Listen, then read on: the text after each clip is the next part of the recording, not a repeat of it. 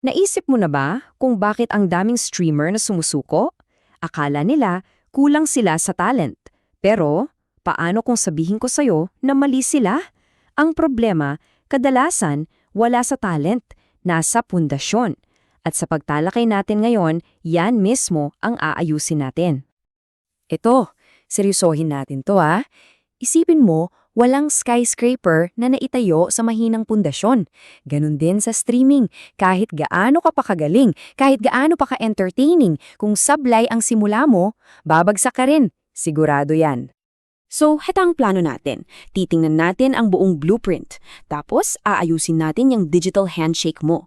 Pagkatapos, gagawin nating A+ ang experience ng viewers mo. At pag-uusapan natin ang superpower ng consistency. Sa dulo, ibibigay ko sa iyo ang mga pinaka-importanting takeaways. Ready ka na ba? Tara! Okay, bago tayo sumabak, gusto kong maintindihan mo na itong pinag-uusapan natin ay hindi lang basta mga tips. Hindi ito hula-hula.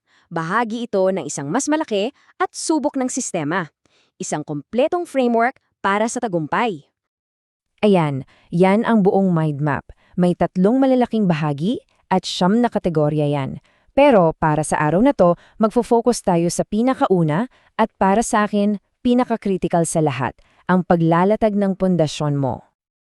Okay, unang haligi. Isipin mo na lang yung profile mo bilang iyong digital na pakikipagkamay.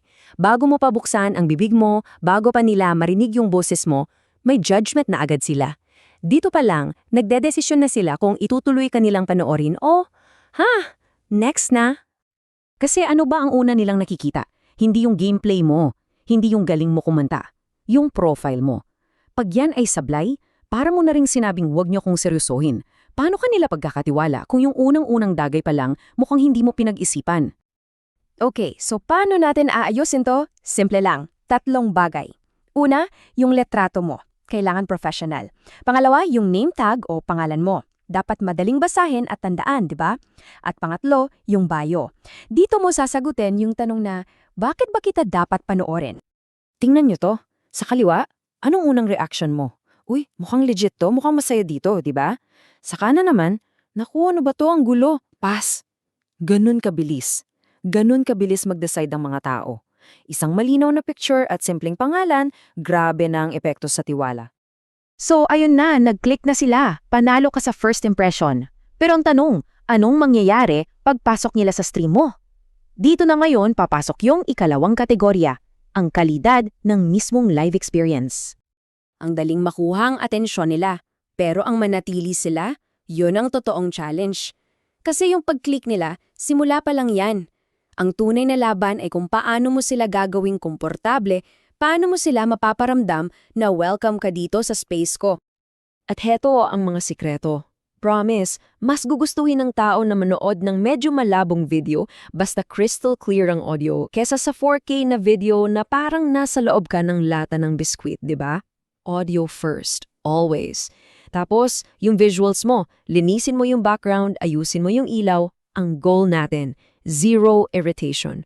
Walang kahit anong maliit na bagay na magpapaklik sa kanila ng back button. Pakinggan niyong mabuti to. Dead air means a dead wallet. Bawat segundo ng nakakabingin katahimikan, pakiramdam ng audience mo, nire-reject mo sila. Pakiramdam nila, hindi sila kasali. At pag ang engagement ay patay, well, patay din ang suporta. Okay, punta na tayo sa pangatlo at huling haligi ng pundasyon natin. Kasi alam mo, hindi sapat na ang ganda ng stream mo kung para ka namang kabuti na kung kailan lang may isipang sumulpot. Kailangan kang maging maaasahan. Heto ang isang katotohanan na marami ang hindi nakakaintindi. Mas importante ang pagiging consistent kaysa sa pagiging pinakamagaling. Bakit? Dahil pag alam ng viewers mo kung kailan ka darating, nagpapakita ka ng respeto. Nagiging parte ka ng routine nila. At yung tiwala na yan, hindi yan kayang tapatan ng kahit anong talent. Ito yung tinatawag na audience habit.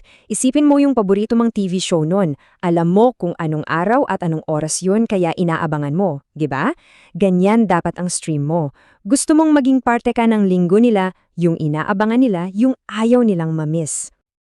Okay, so para i-wrap up, balikan natin. Ito ang 3 haligi ng matibay na pundasyon na magdadala sa'yo sa tagumpay. Tandaan mo tong 3. Una, yung digital handshake mo. Yan ang first impression. Pangalawa, yung comfortabling experience, yan ang dahilan para manatili sila. At pangatlo, yung tiwala dahil sa pagiging maaasahan. Yan ang dahilan kung bakit sila babalik. Masterin mo yan at maniwala ka sa akin, sobrang layo ng mararating mo. Ayan na, nakalatag na yung blueprint. Alam mo na kung ano ang mga unang, pinakaimportanting hakbang. Ngayon, ang tanong ko sa'yo ay simple lang. Handa ka na bang simulan ang pagbuo ng legacy no?